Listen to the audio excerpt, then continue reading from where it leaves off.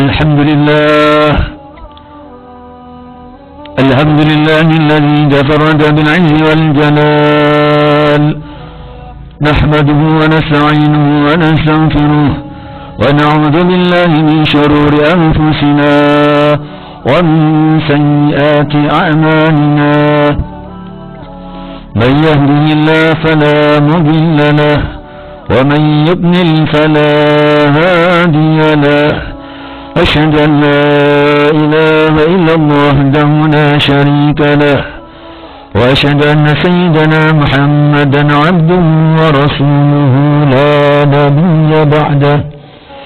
اللهم صل وسلم على سيدنا محمد مفتاح باب رحمة الله، عدد ما في علم الله، صلاة وسلاما دائمين بدوام ملك الله، وعلى آله وصحبه ومن والاه. أما بعد، فيا أيها المسلمون، أوصيكم ونفسي بتقوى الله فقد فاز المتقون. قال تعالى في القرآن الكريم: أعوذ بالله من الشيطان الرجيم.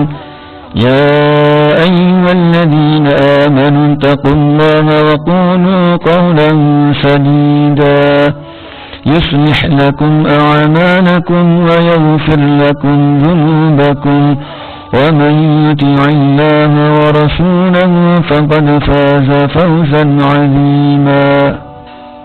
Hadirin jamaah Jumat rahimakumullah, pada kesempatan yang mulia ini saya berwasiat kepada diri saya sendiri, juga kepada para jamaah Jumat yang dimuliakan oleh Allah Subhanahu wa taala.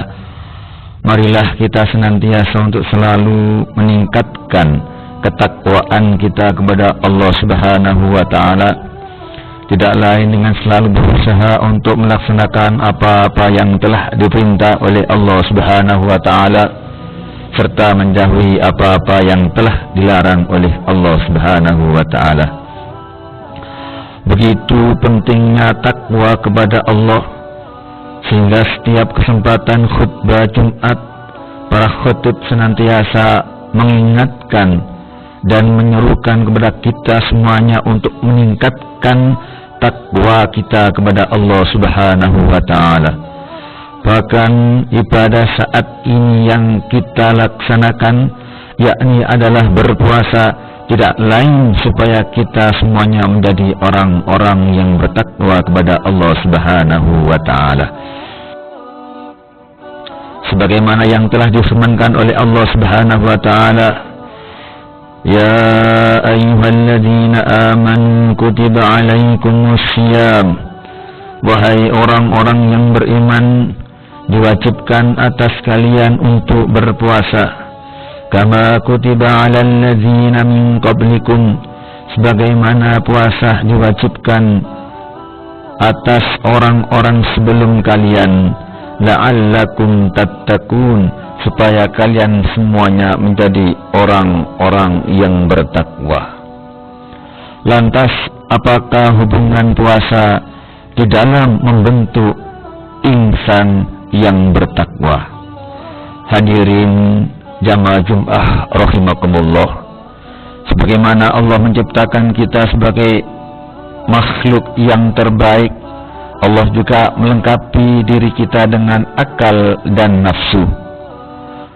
Akal yang senantiasa mengetahui mana yang hak dan mana yang batil, sedangkan nafsu yang sering kali mengajak kepada kejelekan. Maka dengan akal dan nafsu, manusia bisa mendapatkan derajat yang mulia di sisi Allah. Namun dengan akal dan nafsu, manusia juga bisa mendapatkan derajat yang rendah di sisi Allah. Tergantung mana yang lebih unggul, akalkah yang menang ataukah nafsunya yang menguasai. Sebagaimana dalam sebuah makalah dalam kitab Nasaihul Ibad dikatakan tuba liman kana akluhu amiran wa hawahu asiran. Beruntung bagi orang yang akalnya menjadi pemimpin dan hawa nafsunya menjadi tawanan. Namun sebaliknya, wa wailun liman kana hawahu amiran wa akluhu asiran. Dan adalah celaka orang yang hawa nafsunya menjadi penguasa, menjadi pemimpin, dan akalnya menjadi budak. Hadirin jamaah Jum'ah rahimakumullah. Maka jika dari kita menginginkan kebahagiaan dunia dan akhirat, jika kita menginginkan keselamatan dunia dan akhirat, maka tugas kita adalah bagaimana kita menjadikan akal kita menguasai pada nafsu kita. Bagaimana kita menjadikan akal kita lebih unggul daripada nafsu kita. Salah satu cara untuk menguatkan akal kita yakni adalah dengan bertafakur dan dengan menuntut ilmu agama. Dan salah satu cara yang paling ampuh untuk mengendalikan hawa nafsu, untuk melemahkan hawa nafsu, yakni adalah dengan berpuasa. Maka ketika hawa nafsu lemah dan ketika akal menjadi kuat, maka otomatis akal akan mampu untuk menguasai hawa nafsu, sehingga akan tercipta insan yang bertakwa kepada Allah Subhanahu wa ta'ala. Hadirin jamaah Jum'ah rahimakumullah, sejauh ini sudahkah kita merasakan peningkatan takwa kita kepada Allah Subhanahu wa ta'ala dari Ramadan ke Ramadan, dari awal Ramadan hingga saat ini? Sudahkah kita merasakan bahwa akal kita menguasai pada hawa nafsu kita? Jika dari Ramadan ke Ramadan, dari awal Ramadan hingga saat ini, jika nafsu kita masih menguasai akal kita, maka seyogyanya kita semuanya untuk mengoreksi diri kita. Barangkali ada yang salah dengan ibadah puasa yang kita lakukan. Jangan-jangan kita termasuk golongan yang disabdakan oleh baginda Nabi Muhammad, kam min sha'imin laisa lahu min siyamih illal ju'u wal 'atas. Banyak orang yang berpuasa namun tidak mendapatkan dari puasanya kecuali rasa lapar dan dahaga. Dia berpuasa namun tidak mendapatkan pahala dari Allah Subhanahu wa ta'ala. Dia berpuasa namun tidak mendapatkan pengampunan dari Allah Subhanahu wa ta'ala. Dia berpuasa namun tidak mendapatkan peningkatan takwa kepada Allah Subhanahu wa ta'ala, namun hanya mendapatkan rasa lapar dan dahaga. Hal itu tidak lain karena dia hanya puasa menahan makan dan minum, namun mulutnya masih sering berbohong, mulutnya masih sering menggunjing orang lain, mulutnya sering membicarakan kejelekan orang lain. Dia berpuasa namun matanya masih suka melihat perkara yang diharamkan oleh Allah Subhanahu wa ta'ala. Dia berpuasa namun telinganya masih suka mendengarkan hal-hal yang diharamkan oleh Allah. Maka semacam ini laisa lahu min siyami illal ju'u wal 'atas, tidak akan mendapatkan apa-apa dari puasanya kecuali rasa lapar dan dahaga.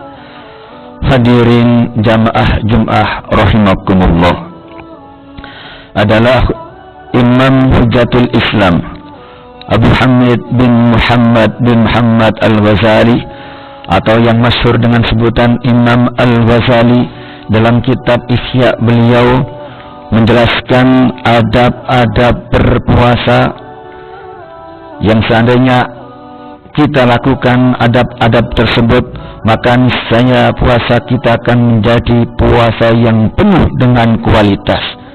Jika kita melaksanakan adab-adab tersebut, niscaya puasa kita mampu untuk membimbing kita menjadi orang yang bertakwa kepada Allah Subhanahu wa ta'ala. Al-awwal ghaddul basar.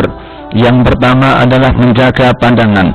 Sebagaimana kita menjaga perut kita dari kemasukan makanan, maka juga semestinya kita harus menjaga mata kita, jangan sampai kita melihat pada hal-hal yang diharamkan oleh Allah Subhanahu wa ta'ala.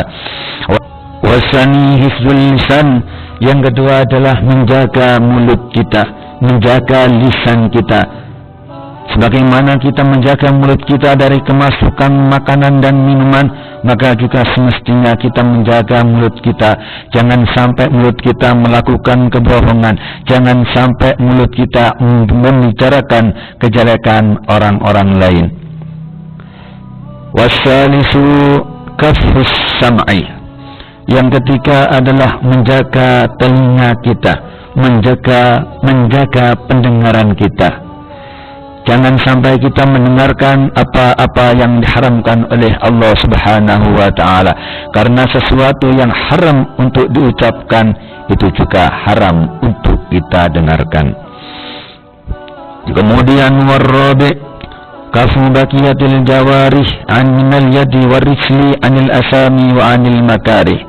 Yang keempat adalah menjaga seluruh anggota kita, menjaga tangan kita, menjaga kaki kita, jangan sampai melakukan apa-apa yang diharamkan oleh Allah Subhanahu wa ta'ala. Juga demikian kita harus menjaga perut kita, jangan sampai kemasukan makanan dan minuman yang diharamkan oleh Allah Subhanahu wa ta'ala. Wal khamisu alla yastaksira min at-ta'amil halal waqtal iftar. Yang kelima adalah tidak memperbanyak makanan yang halal pada waktu berbuka puasa. Karena sebagaimana yang saya jelaskan pada permulaan bahwa tujuan puasa adalah untuk menamakan hawa nafsu kita, dan itu bisa wujud dengan mengurangi makanan dan minuman yang masuk ke perut kita.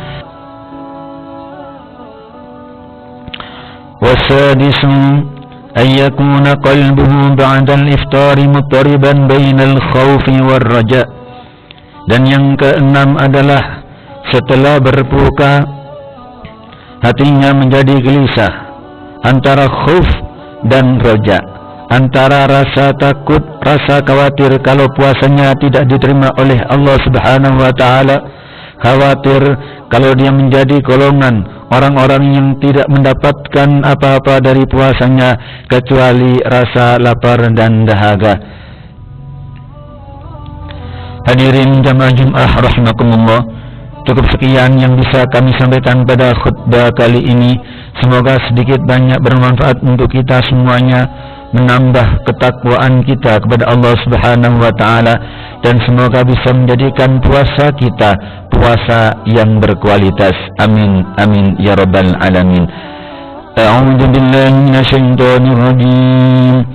Ya ayyuhalladzina amanu kutiba 'alaikumus syiyam kama kutiba 'alal ladzina min qablikum la'allakum tattaqun. بارك الله لي ولكم في القرآن العظيم ونفعنا وإياكم بما فيه من الآيات والذكر الحكيم. أقول قولي هذا وأستغفر الله العظيم لي ولكم ولسائر المسلمين فاستغفروا إنه هو الغفور الرحيم.